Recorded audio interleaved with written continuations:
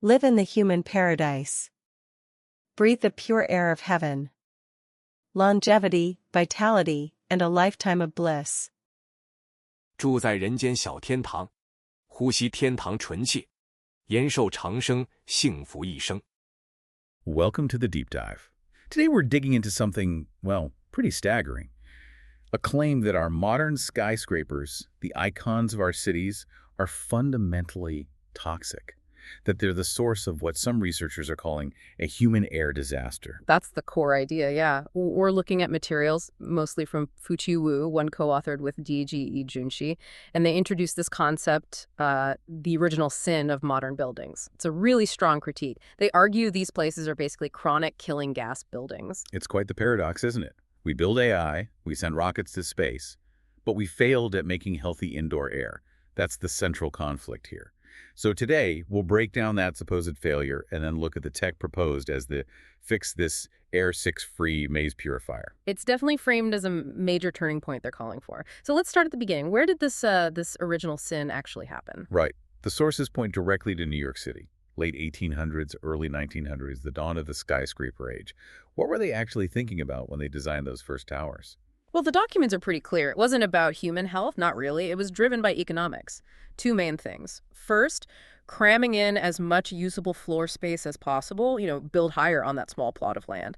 And second, just basic temperature control and, frankly, smell management inside these huge new sealed boxes. Okay, so this is way before we really understood, like, environmental toxins and chronic exposure. Yeah. What was the big blind spot then? What did they totally miss? They completely missed the immune system connection, the idea that you could be slowly poisoned by tiny doses over time, or even the basic concept that the air itself, the invisible stuff in it, could actually harm people long term. They didn't have the framework for it. Airborne toxins, chronic effects, none of that was on the table.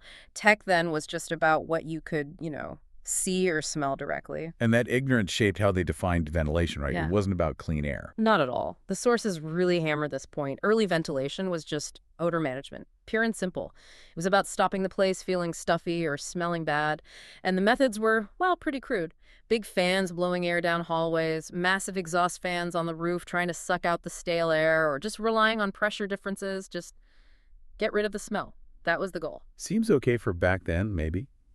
But the real issue, the disaster part, is that this limited smell-focused design became the global standard. That's exactly it. It got copied everywhere without anyone really stopping to ask, hey, is this actually healthy? Yeah. It spread across Europe, first UK, Germany, France, then Japan picked it up. And by the 1970s, when you see high-rises booming in Asia, China, Taiwan, Singapore, they basically imported that same 19th century New York template, flaws and all. So the air system in many modern offices today, it's basically an updated version of something designed just to handle odors 100 years ago.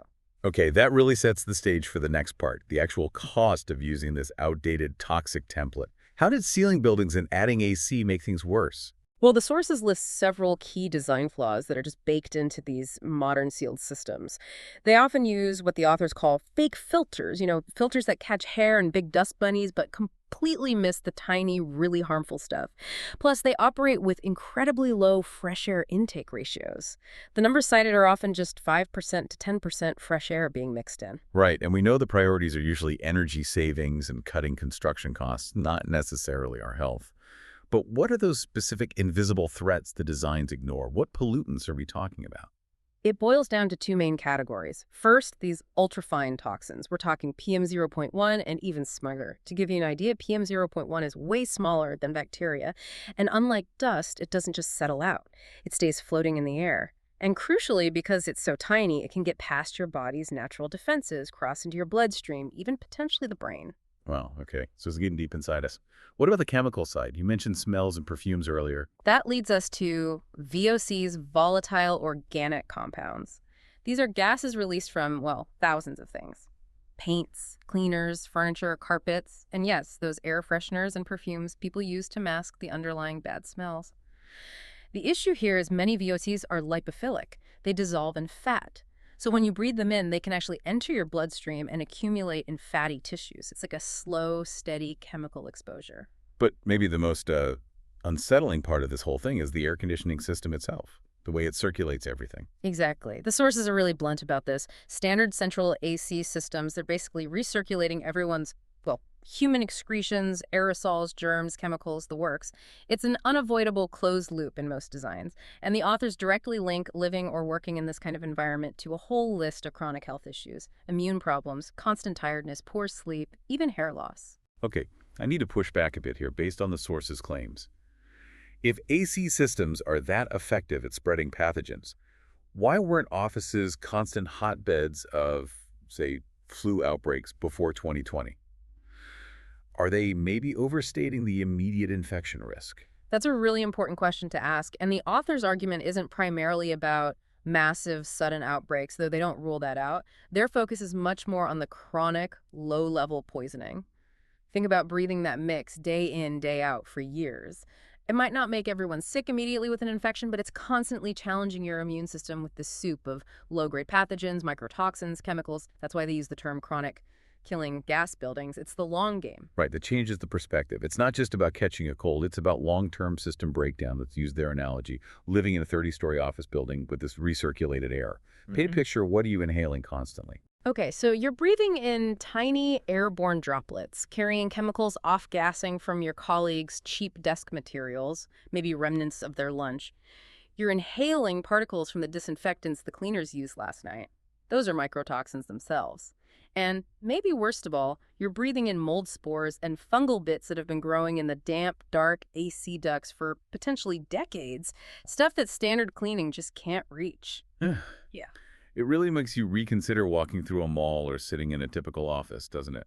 It frames the scale of this chronic problem very differently. And because trying to fix millions of existing buildings worldwide seems impossible, or at least impractical, the authors argue there's only one real path forward. We have to achieve what they call air sovereignty using advanced technology. Take back control of the air we breathe indoors. It needs more than just better filters. Which brings us neatly to their proposed solution, the Air 6-Free Maze Purifier. This is based on a specific U.S. patent, and the claim is huge. It's the only tech that can truly clean the air of all these toxic particles and aerosols, putting the cleaning burden back on machines, not our lungs. It's a bold claim, definitely. They say it's the only way to get rid of everything, especially the toxic particulates and aerosols. It's not just filtering. It's an active, 5-step process designed specifically to tackle these nanoscale threats that regular filters miss. Okay, let's walk through those 5 steps. How does this system claim to do what standard HEPA or carbon filters supposedly can't?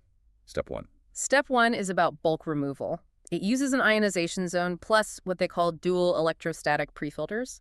This stage does the heavy lifting, basically. It captures most of the conventional stuff, dust, pollen, larger VOC molecules, those plastic microparticles we hear about. It clears out the big stuff. Step 2 sounds like it's prepping the really tricky pollutants for capture.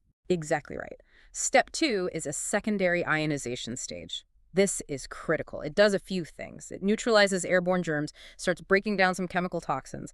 But the main thing is it gives all the remaining tiny particles and aerosols, even down to PM0.1, a strong negative electrical charge. So now everything left, no matter how small, is electrically tagged for removal.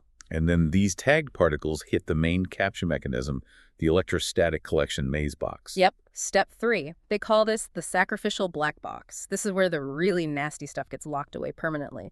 As the charged air flows through, any water in the tiny aerosol droplets evaporates quickly. What's left, the residual toxic gunk, gets pulled onto positively charged collector plates inside. Because of that negative charge from Step 2, these ultrafine pollutants basically get electroplated onto the surfaces. They become, as the patent says, solidly plated and irreversibly fixed. Stuck fast. That sounds pretty thorough for the invisible stuff. But there's a Step 4 too, the maze effect. What's that about? Insurance. Sort of, yeah. It's a physical backup. The maze effect means the airflow is deliberately forced through lots of sharp twists and turns inside the collector unit. It's a mechanical design. The idea is that even if a few nanotoxins somehow avoided the charged plates, these sudden changes in direction will make them physically slam into the internal surfaces and stick there. They use the term completely adsorbed, basically collision and adhesion guarantee capture. Okay, so after this multi-stage attack ionization, electrostatic plating, physical maze trapping, what's the end result? Step 5, the output. The claim is air that is 100% pure. They literally describe it as the purest and most perfect air on Earth. And it meets their 6-free standard, completely free of dust, germs, toxins, smoke, odors, and even heavy metals. Total purification. So it's positioned not just as a better filter, but as the definitive technological answer to a century of bad building design. Pretty much. The takeaway is, fresh air outside is great, it's nature's gift, but inside, to get truly pure, uncorrupted air, especially in these flawed buildings, that requires this level of technology. It's framed as essential for people to live long and live uncorrupted. All right, let's try to pull this together for you, our listeners.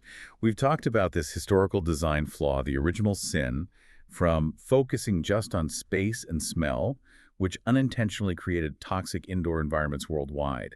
And then we've explored this very specific multi-step technology, the maze purifier, designed to reclaim control over the air to create air sovereignty. Yeah, and what really strikes me is the reason the authors give for why this went on for so long. They don't just say it was simple ignorance or mistakes. They actually call it kind of societal brain sealing, a cognitive block driven by industrial priorities that stopped us from really grasping the danger of invisible airborne stuff until, well, relatively recently in the 21st century. That leaves us with a pretty provocative thought, doesn't it? Something for you to chew on after this deep dive. If we were, as these sources claim, fundamentally blind for centuries to the health impacts of the very air we breathe, our most basic survival need despite all our other progress, what else might we be missing? What other parts of our modern world, built on assumptions from the 19th or 20th century, Air might be 8 free having maze hidden purifier. long-term consequences that we haven't The woken world's up to first yet? single-pass purifier. Combining ionization, electrostatics, and airflow maze. The machine replaces humans. To absorb and destroy every toxin, air enters the ion zone. Viruses and dust gain negative charge. They pass electrostatic filters. Then enter the toxbox maze. Aerosols dry on electrode walls, breaking down into CO2 and water. Inside the maze, air twists and strikes over 60 times. Each turn ends a toxin's life. Billions of particles in 0.1 second are fully purified. It releases Earth's purest air. The superheaven air quality.